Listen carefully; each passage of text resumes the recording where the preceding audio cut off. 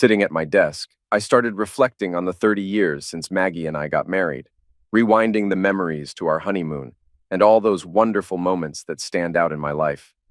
Remembering that time in Hawaii with Maggie fills me with nostalgia and gratitude. It was truly amazing, a captivating chapter that I'll always cherish. Right from the beginning, it felt like we entered a magical world, leaving behind the everyday hustle and bustle and finding a peace that's hard to describe. Walking along Waikiki Beach with the sand between our toes and the sound of the waves whispering secrets, we were surrounded by beauty. The air was filled with the sweet scent of plumeria, a constant reminder of the love and tranquility enveloping us. But it wasn't just the stunning views that made our honeymoon unforgettable. It was the moments we shared. Exploring lush jungles and discovering hidden waterfalls felt like encountering treasures of Mother Nature. Standing together, we were in awe of the beauty and power surrounding us. Our cliffside retreat in Maui was breathtaking, with views that seemed to go on forever. Every sunset painted the sky with vibrant colors, and holding each other close, we felt overwhelmed with love and devotion. Evenings were like a romantic melody, with candlelit dinners on the beach under a starry sky, enjoying fresh seafood and local delicacies. But what truly made it magical was seeing the love shining in Maggie's eyes. Hawaii wasn't just a destination for us. It became the heart of our love story, filled with moments and dreams we shared. Looking back on our honeymoon, I'm reminded of the beauty and depth of our relationship, reigniting our love and strengthening our bond, and giving us moments of pure happiness and peace. I hold on to these memories from our time in that lover's paradise with immense gratitude in my heart. 30 years later, deep in thought, my secretary walked in and found me staring out the window. "Jason, what's making you so happy lately? Win the lottery?" she joked. It hit me that I'd been smiling and content for 2 weeks. I shared that my wife had been especially loving and attentive, making me feel valued and loved again after years. It felt like a second honeymoon, and I couldn't wait to spend more time with her. Acting like a teenager in love, I didn't want this happiness to end. Maggie and I have a solid marriage, but after 30 years, excitement can fade into routine. Yet, Maggie had been unusually affectionate, seeking intimacy almost every night and bringing back aspects of our relationship we hadn't explored in years. I never suspected her affections meant anything beyond rekindling our marriage. I planned a surprise romantic evening, leaving work early with a smile. I got 2 dozen roses, her favorite wine, and chocolate-covered cherries. Tonight, I'll show my love and surprise her with a 7-night cruise, celebrating our enduring love. Entering the house through the garage, I went up the kitchen steps. Instead of finding my wife, Maggie, our 29-year-old daughter, Brandy, sat at the table. I smiled, kissed her forehead, and asked, "Hey, baby, where's your mom?" 2 weeks earlier, Brandy had a conversation with her mother. "Mom, I'm not sure about this. I love Dad very much, and I'm afraid that if I go through with this, I'll hurt him." "Brandy, Dad loves you, and he will understand. You yourself said that you need something more than what you've had before, and Dad is not getting any younger. I know he will understand your needs and allow you to have this one-time pleasure." "Mom, there's no way I can face Dad and tell him I'm going on a date with another man. I just can't do it."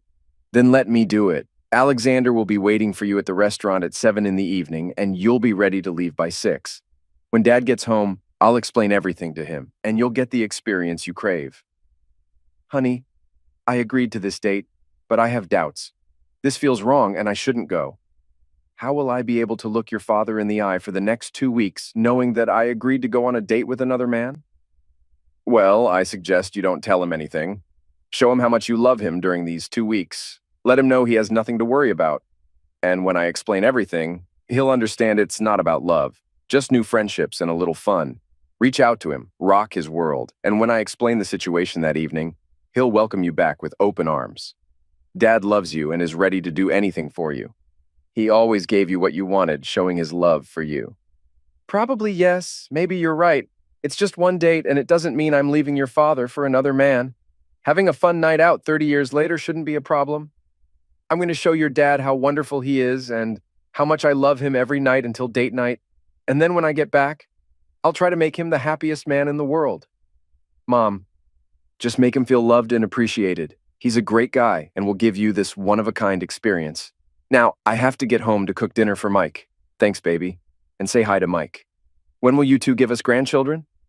"Soon. We've already talked and planned to start working on it in a few months, Brandy said before heading home. Maggie found herself alone in the art studio Jason had built for her behind their house, facing his latest project. Lately, she struggled with creativity, burdened by thoughts of being with another man. However, Brandy's advice echoed in her mind, and suddenly her brushes danced on the canvas, breathing life into vibrant colors and emotive landscapes. Confident she was doing right by herself, Maggie sat in solitude, feeling peace wash over her guilt. Jason might be upset initially, but I believe I can make him see. I truly adore him, and he's been an exceptional husband and father. I'll be the best wife and demonstrate my love for him. That evening, as part of her plan to shower him with affection, Maggie adorned his favorite baby doll nightgown after her shower, styled her hair, and applied makeup. Greeting Jason as he returned home, Maggie, clad in the nightgown and heels, guided him to the bedroom, where she undressed him. Surprising him with a long, neglected act of enthusiasm, she pleased him below the belt.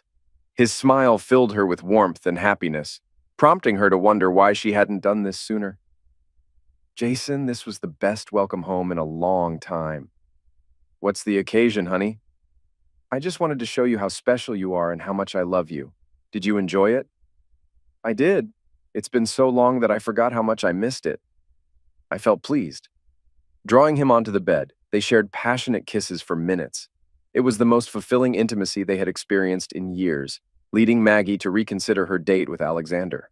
Over the following weeks, their intimacy reached new heights, and Jason transformed into a happier man, smiling, laughing, and displaying affection as before. Maggie found herself happier than she had been in a while and began to reconsider her plans for the date night. She even discussed the positive changes with Brandy, questioning if she still needed the planned experience. Mom, this is fantastic, but don't rush to cancel yet. Let's see how the next 2 weeks unfold. Just enjoy each other and see where it goes. There's no need to cancel just yet. We'll reassess in 2 weeks, and you can always cancel last minute. I'm sure Alexander will understand, but remember, this opportunity may not come again. All right. Maybe you're right. Remind me about Alexander's situation. I know he's your friend's father, but tell me more about him. Sure thing, Mom. When his wife, Mary, was diagnosed with an inoperable brain tumor, he took time off work and stayed by her side until her passing. She was the love of his life, and after her death, he was lost. He became depressed and withdrew from everything except work.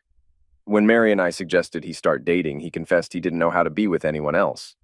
Listening to him made me tear up, and I realized I might have a solution for both of you.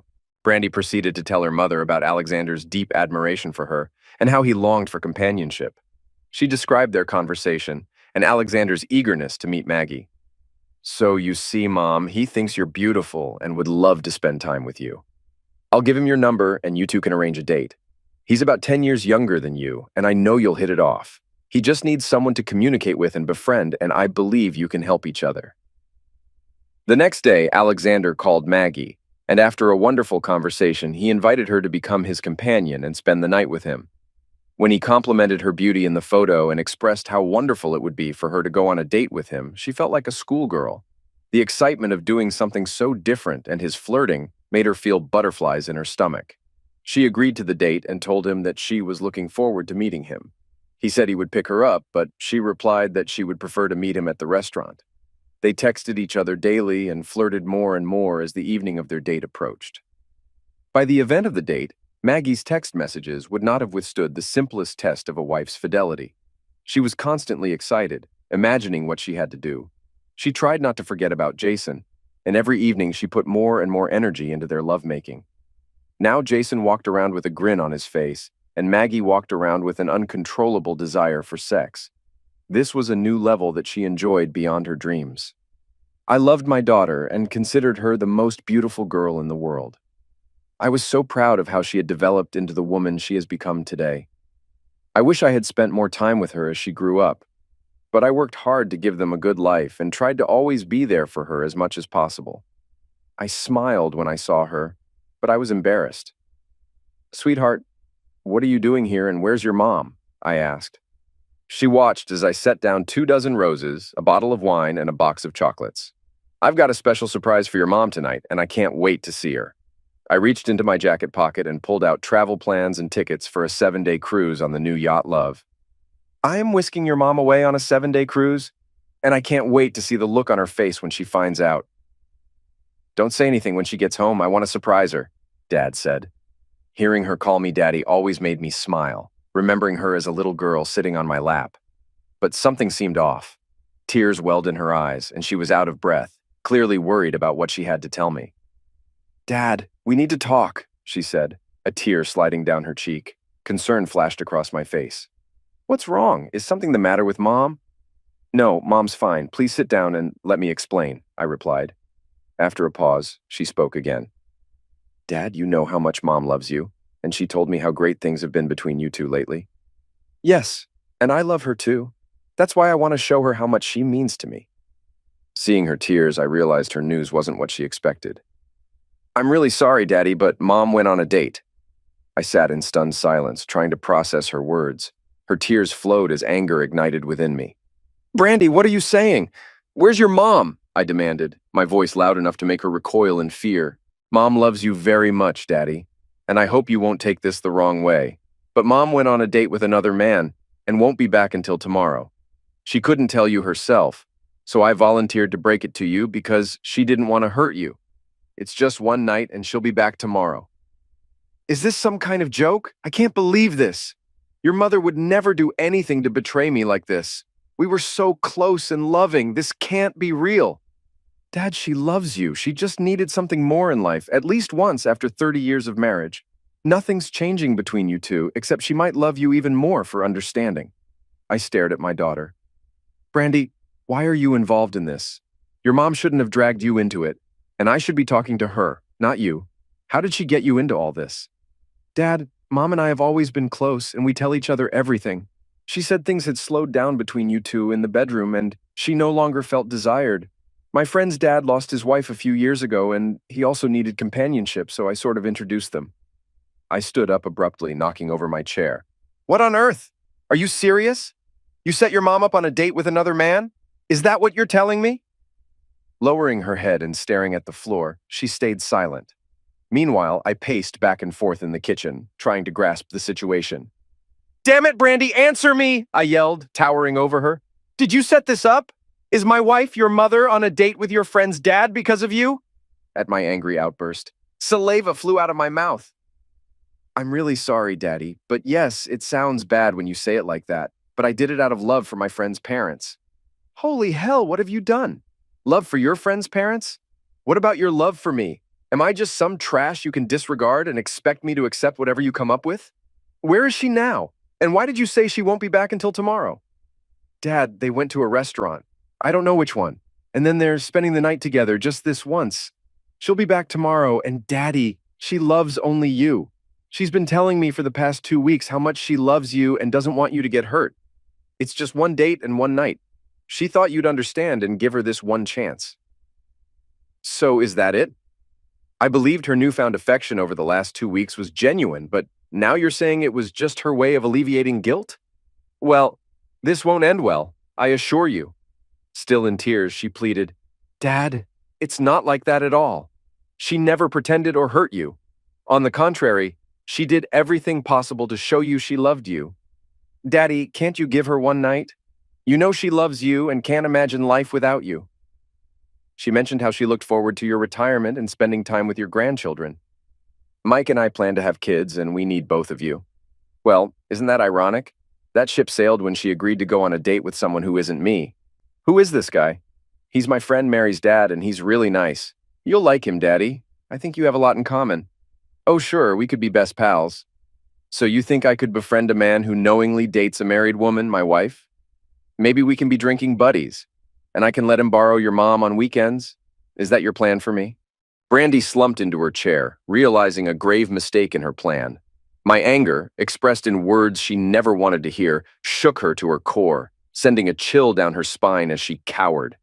After pacing the room, I managed to regain control, turning to my daughter with venom in my voice. My hurt and anguish were evident, making her feel small and culpable for her part in the ordeal. Listen carefully, Brandy. Leave now. I need time alone to comprehend what you two did to me tonight. I don't want to see or hear from you. No calls, no messages, ever. Your betrayal is unforgivable. You are dead to me. Understand? I'm no longer your father, and you're no longer my daughter. Get out of my house and never speak to me again." Brandy wept openly, her head in her hands. "Dad, please don't say that. I love you, and I want to stay here tonight. Mom and I planned for me to stay with you. We don't want you to be alone." "The disrespect you've shown makes me question if you ever truly respected or loved me as your father. You're your mother's daughter. I worked tirelessly all these years to provide for you both, and this is the thanks I get? Turns out I'm just a meal ticket, never earning respect from either of you." Amid tears and sobs, she pleaded, "Dad, I love you. Please reconsider. Let Mom explain everything tomorrow. You've had 30 wonderful years together, and I know you love her. Give her this one thing, and she won't leave you, Daddy. She loves you. She can have whatever she wants, but she'll never have me again. Forgiveness is beyond me. Everyone involved will face consequences, including the man who took my wife. Now go. You've shown your true colors. You still have your mother. Nothing changes for you too. Brandy, you're no longer my daughter. Leave." With tears streaming down her face, she fled the house in agony, a pain she had never known. She never imagined her father's reaction would be so severe. Had he truly disowned her? For the first time, she realized she may have crossed a line in helping her mom with this scheme. She knew he loved them both, but his fury was clear, and she prayed for his forgiveness. Right after Brandy left, I dialed Maggie's cell, but it went straight to voicemail. I left her multiple messages, pleading for her to call back and come home. When my calls went unanswered, even after a few drinks, I resorted to texting her the same plea. Still, no response. By 2 a.m., it dawned on me she wasn't coming back or answering my calls. Exhausted from self-pity, I stared blankly at the TV, bombarded with more bleak news, my world transforming into a nightmare instantly. Reflecting on our 30-year marriage, the highs, Brandy's milestones, the once frequent intimacy now replaced by routine, I felt a pang of loss. Though our sex life had become predictable, there were no complaints, and post-coitus we always embraced, drifting off in each other's arms. Daily we exchanged "I love yous," rarely argued, yet now it seemed those words held little significance. Peering out at the art studio I built for Maggie, a sanctuary where she poured her creativity for 2 decades, I realized it held more importance than I did. Though proud of her achievements, I felt relegated to the sidelines, but her happiness mattered most to me. The talk with Brandy hit me like a ton of bricks. Learning she wanted to be with another man blindsided me, no warning at all. Despite years of hard work to support my family, I failed to notice she wasn't happy with our marriage. It stung to know she shared this with Brandy instead of talking to me, fueling my anger and humiliation. Reflecting on my life, home, and future, I remembered the house and property I inherited from my grandfather, solely in my name before our marriage. No mortgage made me think. Fueled by alcohol and fury, I plotted ways to hurt Maggie like she hurt me. Staring out at her studio, a surge of strength washed over me, perhaps from alcohol or the pain of betrayal. With renewed vigor, I sprang into action. I made countless trips to our bedroom, gathering all of her belongings and relocating them to the studio. Shoes, clothes, jewelry, all piled in the center. I then gathered photo albums, including our wedding pictures, placing them atop the heap.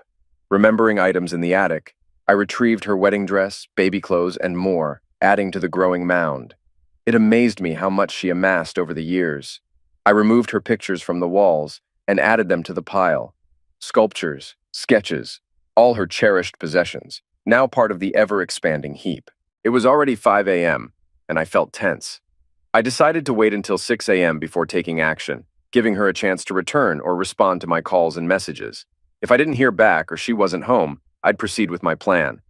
I double-checked the house, ensuring everything important to her was in the studio. At 5:30, I fetched a 20-liter gasoline can from the garage and headed to the studio, preparing for 6 a.m. In the meantime, I went online, canceled our joint credit cards, transferred money to our accounts, withdrew cash from the safe, and packed a few suitcases. Loading them into my truck, I planned to stay away until the lawyer sorted things out. Giving her another 5 minutes to return, at 6:05, with my last hope fading, I poured gasoline over the pile and along the studio walls. After a deep sigh and brief hesitation, I lit a match, igniting her belongings. The fire spread fast, visible from the street before I could escape. Her world burned swiftly. Driving along the highway, a profound realization hit me, accentuated by my distraught state. Overwhelmed by sorrow, tears flowed. It dawned on me that my once happy marriage had met the same fate as the studio, consumed by flames. Unexpectedly, the fire spread to the back porch, endangering the house. Thankfully, firefighters contained the blaze, saving the house from complete destruction. However, it suffered significant smoke damage and required repairs before it could be lived in again. Meanwhile, I checked into a highway motel 90 miles away from the charred remnants of my marriage, paying in cash to avoid detection. Exhausted and overwhelmed, I turned off my phone and collapsed into bed, falling into a deep sleep until noon. Upon waking, I found dozens of missed calls and texts from Brandy, Maggie, and the sheriff. After exiting the Uber, I met Alexander at the restaurant, feeling both nervous and excited to see the handsome young man waiting for me at the reception desk. He smiled upon seeing me, appreciating my little black dress, black sheer tights, and matching high heels. His gaze lingered on my exposed cleavage, accentuated by my black bra. Earlier in the day, I had spent several hours at the salon to ensure my hair and makeup were perfect. I wanted this one occasion to be thrilling, unforgettable, and flawless for him. My companion seemed pleased with what he saw, and the way he adjusted his growing manhood underscored his reaction. Feeling more confident as I realized he liked what he saw, I greeted him with a tender kiss. We started at the bar, sitting on bar stools, and when I stood up, I noticed his gaze on my nylon-covered legs down to my panties. We exchanged smiles as he ordered our drinks. Deciding to switch off my phone to avoid any interruptions, I was aware that this night was a one-time event and resolved to savor every moment. There was undeniable chemistry between us, and we conversed as if we were old friends, finding myself touching his arm and flirting, actions I seldom did with anyone, including Jason. I was determined to unleash my inner confidence and relish the experience. After finishing our second glass, the gracious hostess informed us that our table was ready and escorted us to our seats. The dinner was delightful, and I enjoyed our conversation and time together. When he inquired if I still wanted to spend the night with him, I removed my heels and teasingly placed my foot between his legs. His smile widened upon noticing my red toenails peeking through the sheer nylon covering my foot, and he suggested it was time to depart. Holding hands, he led me to his pre-booked hotel room. As the elevator doors opened on the 14th floor, the reality of what I was about to do hit me, and fleeting thoughts of Jason crossed my mind. Sensing my hesitation, Alexander pulled me close to his sturdy frame. Meeting his gaze, he bestowed upon me a romantic kiss unlike any I had experienced before. In that moment, all thoughts of my husband and marriage faded away. Tonight, I belonged to him, ready to embrace and revel in this experience. Once in the room, he wasted no time in unzipping my dress. When it dropped to the floor, he shed his own clothes and stood before me. Spinning me around, he praised my appearance and removed my bra before laying me on the bed. The experience was so sensual and loving that I eagerly anticipated what would come next. Kneeling, I devoted 10 minutes to admiring his physique. Overwhelmed, he swiftly removed my pantyhose and insisted I put my heels back on, finding them alluring, which made me feel somewhat provocative. Throughout our intimacy, he showered me with kisses, displaying remarkable skill. Fleetingly, I thought, I should get Jason to do this. It's so enticing. Oh no, comparing again. Enough! Locking eyes, he uttered, I love you, Maggie. His unexpected declaration deeply touched me, evoking an almost religious feeling that moved me to tears of joy. We made love several times that night and once more in the morning, each encounter as passionate as the last. It marked the pinnacle of my sexual experiences, and I was content for allowing it with Alexander. As thoughts of Jason intruded, I endeavored to focus on the man embracing me tightly. Bathed in sunlight filtering through the curtains, he tenderly kissed me and caressed my hair. Maggie, as I mentioned last night, I meant it. You're incredible, so sensual and sexy, and I think I love you. I want to spend more time with you. Can we see each other again? Apprehension gripped me, and I responded gently, Alexander, it was amazing, and you're a wonderful man, but I'm happily married, and I can't repeat this. It was a one-time thing, and I cherished it. You were fantastic. You're a great lover, and I relished every moment. Maggie, please consider it before you reject me. Your husband doesn't seem to mind, and I can make you happy. Just think about it, please, before you decide. Okay, I'll think about it. But for now, this is the best I can offer. With another deep kiss, he held me close, and I surrendered to his embrace. If I weren't married to Jason, I'd be with Alexander in an instant. But Jason is my husband, and I hoped he could forgive me for what I had just done. After breakfast, we left the hotel, and as Alexander drove me home, I decided to turn on my phone, which had been off since our date the previous night. To my shock, it was flooded with missed calls and texts. Among the messages, Jason struck me particularly hard, inducing a sharp sense of guilt. The realization that his suffering, for which I felt responsible, brought tears to my eyes. Before I had a chance to proceed to the next message, my phone rang just as we were entering my neighborhood. It was my child, urgently inquiring about my whereabouts. I reassured them, saying I was nearly home, only to be informed of a fire at our house. The news had been trying to reach me all night, apparently, but my phone had been off. My immediate concern shifted to their father, who, according to my child, was missing. No one knew of his whereabouts, and he wasn't responding to calls. With a sinking feeling, I promised to call back as soon as I arrived, deeply troubled by the unfolding situation. When Alexander turned the corner onto my street, I saw a fire truck and police in front of our house. I didn't see any damage at the front of the house and asked the firefighters what happened. "Are you the owner of the house?" he asked. Since all the neighbors were watching me as I stood with an unfamiliar handsome man, my companion. "Yes, I'm Maggie Spencer." "Well, Mrs. Spencer, we were able to save the house. Only the back porch was damaged, but I'm afraid you won't be able to stay here until you call the experts to clean up the smoke from inside your house. The majority of the damage was to the small cottage behind your home." "I'm afraid he's completely lost." I felt my legs give out when Alexander caught me and helped me sit on the curb. "My studio? Is she damaged?" "Sorry, Mrs. Spencer. All that's left of her is smoldering ashes. We'll try to figure out the cause of the fire, but in the meantime, the police detective has a few questions for you." I quickly stood up and ran to the back of the house before Sergeant Wilson could ask me any questions. He caught up with me as I stood in front of the remains of my most prized possession. I immediately knew that Jason must have done this as revenge for my actions. "Mrs. Spencer, do you know what happened here?" asked Sergeant Wilson. "No. I wasn't there last night, and I have no idea about anything." "Are you her husband?" he asked, turning to Alexander. "No, just a friend." I felt my face turn red with embarrassment as the sergeant gave me a knowing look and asked where my husband was. I said I don't know.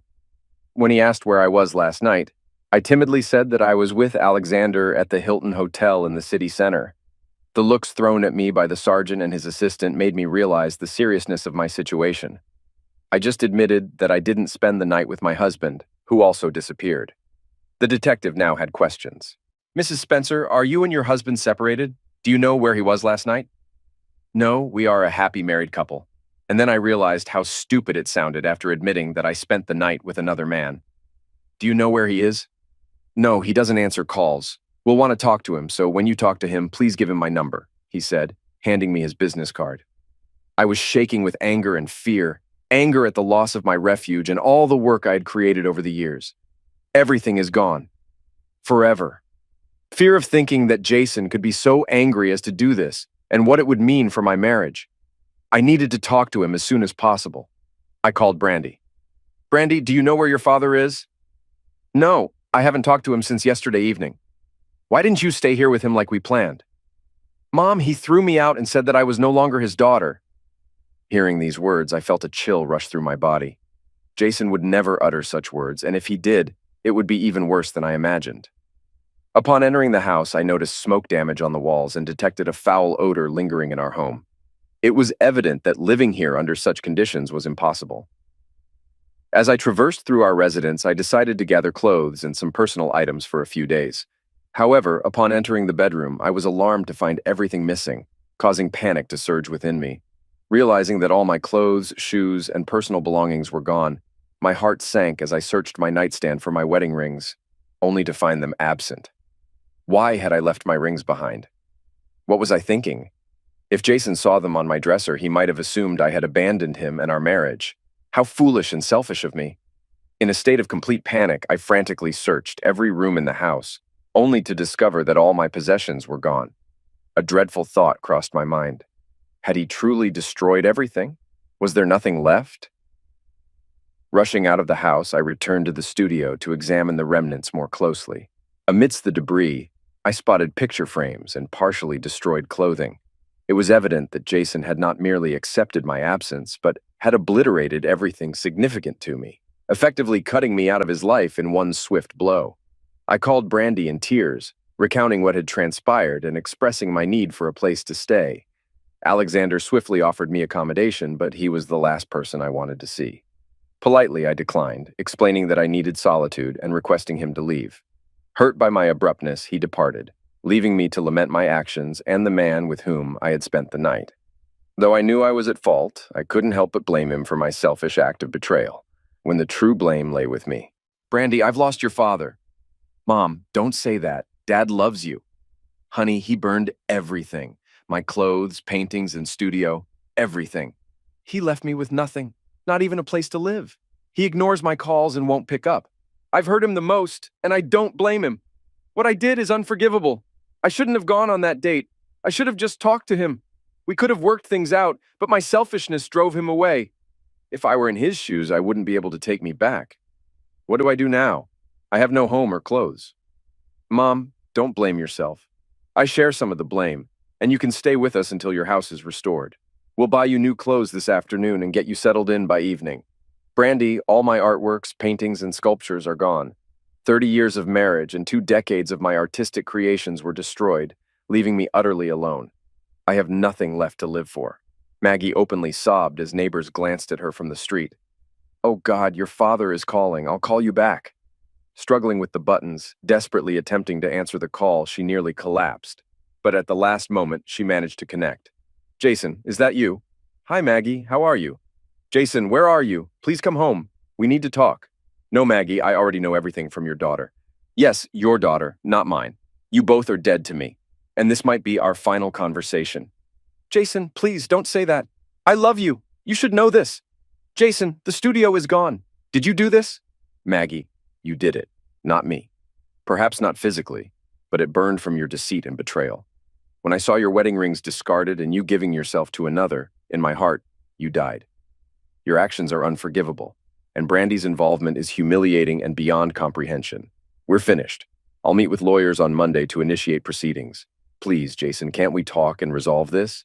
You can't just discard our 30 wonderful years like this. Maggie, we are talking, and I'm not the one who discarded our 30 wonderful years. You planned betrayal, showered me with 2 weeks of affection to alleviate your guilt, and then betrayed me with your daughter's assistance. There's no person on this earth who could accept or forgive such treachery and betrayal. It was pure evil, and I hope you regret it for the rest of your miserable life. This is our last conversation. You can reach me through my attorney's details, which will be provided with the divorce decree. Goodbye, Maggie. Jason, no, wait! Jason! Jason was gone, and so was the world I cherished. Brandy arrived just as I was on the phone calling Jason, who had already hung up. We embraced each other, crying over our loss. Finally, we realized we couldn't stay in the wreckage of my home while the fire and police did their investigation. So we headed to Brandy's house. Upon arrival, she briefed Mike on everything, shocking him with the details. Brandy tried to explain it all, but when Mike discovered his wife had arranged a date for her friend's father with her own mother, he was both appalled and furious, his anger flaring. Brandy, you set up a date for your mom with another man, knowing Dad would be left alone? You should have known he'd never accept that. What kind of man lets his wife go on a date with someone else? Is this what you plan to do when we're older? Will you willingly betray me like Mom did to Dad? He was such a great guy, and you and Mom were his whole world. What have you done, Brandy? Let me tell you, you ruined a good man and forced him into doing unimaginable things. I can't express how disappointed I am in you, Brandy. I'll reach out to him and apologize for your foolishness. Once this is all over, you and I need to talk about our future together. Having kids with you is on hold until I figure out where you stand. I'll be straight with you. I don't share your values, and I won't stand for this kind of betrayal.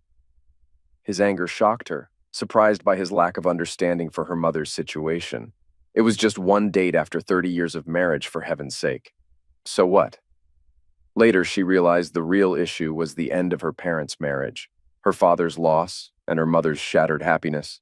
Soon, they'd all face the consequences of her actions. 5 long days later, I returned home to assess the damage. I opted against filing an insurance claim to avoid more potential costs. In my lawyer meeting, I made clear the house was mine, not up for debate. Maggie could have half our savings, but no child support. If she resisted, I'd sue for adultery, exposing her affair with her daughter's friend's father. Divorce papers were already in motion. I also sought advice on criminal arson charges, but learned without an insurance claim it likely wouldn't proceed unless I made a false report. A neighbor, who Brandy went to school with, phoned her when she saw me return home and go inside. Brandy hurried over to me. I was checking the damage and figuring out what repairs the house needed when I heard the front door open. Dad, where are you?" Brandy's voice echoed through the house as she entered. I stayed silent, focused on assessing the damage. Looking out the window at the pile of ashes that was once Maggie's sanctuary, I couldn't help but smile. Brandy found me in one of the bedrooms and rushed over, wrapping me in a hug. "Daddy, I'm so sorry. Please forgive us. We love you." "Brandy, I can't forgive either of you. I already said not to talk to me again. Please let me go and leave me alone. You say you're my daughter, and I must forgive you. Listen, you're no longer my daughter, just a deceitful person who broke my heart. Now, leave me alone." "Dad, Mom needs you. She's living with us and misses you terribly. She cries all the time and wants to apologize to you for her mistake. Can you come to our house and see her?" "Never. When she went on that date and stayed with another man, our marriage ended. She even left her wedding rings behind, sealing the end of our marriage. It's done, and I won't speak to her again. Both of you can reach me through my lawyer. I'll get a new phone and number today, but for now you should go and be with your cheating mother."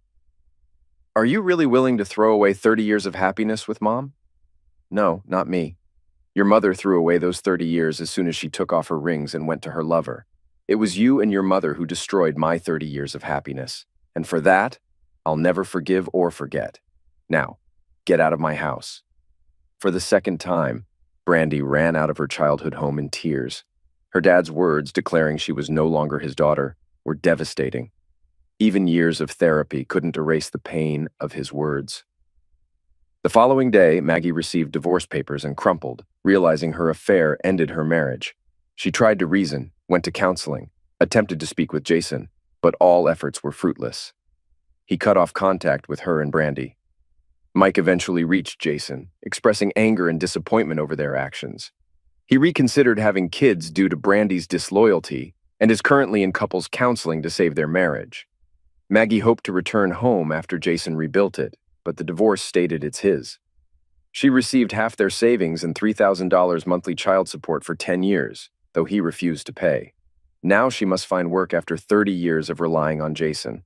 She moved from her daughter's place to a small apartment near the city center, working at an art gallery to get by. Maggie's artistic freedom was suddenly at risk. She won't spend all her time in Jason's lovely studio anymore. Nor can she sit in front of her art projects, enjoying the lake view from the big windows her husband gifted her. Soon, work will consume her, leaving no free time to reclaim her old life. All her free time vanished, along with luxury and marital bliss, all for one reckless night with another man.